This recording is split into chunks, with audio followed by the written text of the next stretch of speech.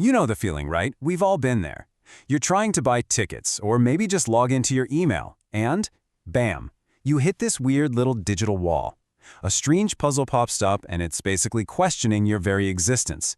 It wants you to prove you're human. But why? Today, we're going to dig in and figure out what this whole human test thing is really all about. Verify you are human. You see this phrase or something like it just about everywhere online. And, it seems so simple, maybe even a little annoying. But that little request, it's actually the front line of a massive, totally invisible war that's being fought every single second right across the internet. And behind that simple phrase is a seriously complex story. And that really is the big question, isn't it? Why is the internet so suspicious of us all the time? I mean, this whole thing was built for connection, so why does it so often treat us like we're potential fakes? Well, to get the answer, we have to go on a hunt for the digital culprits it's designed to catch. So, let's kick off our investigation by unmasking the reason for all this suspicion. These automated programs we call bots. Okay, get ready for this number, because it's pretty wild.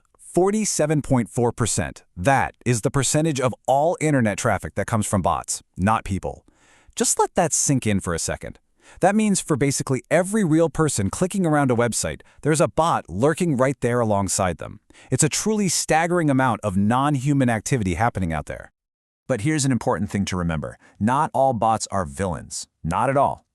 They're actually good bots, like the ones Google uses to crawl and index websites so that, we can actually find stuff when we search.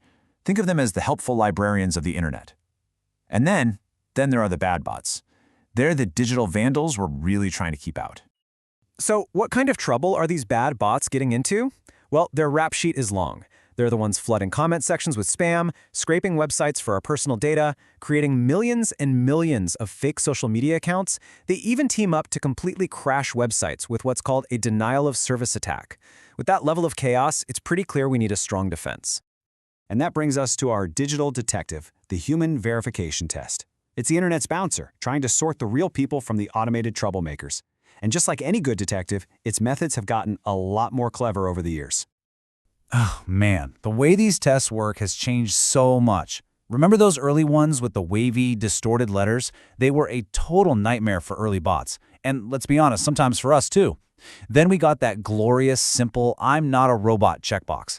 After that came the image puzzles, click all the traffic lights, and now a lot of these tests are totally invisible. So the official name for these puzzles is CAPTCHA. And what it stands for is a real aha moment. It's completely automated public Turing test to tell computers and humans apart. It's a direct shout out to Alan Turing's famous test to see if a machine can fool you into thinking it's a person. A CAPTCHA is just an automated, everyday version of that classic idea.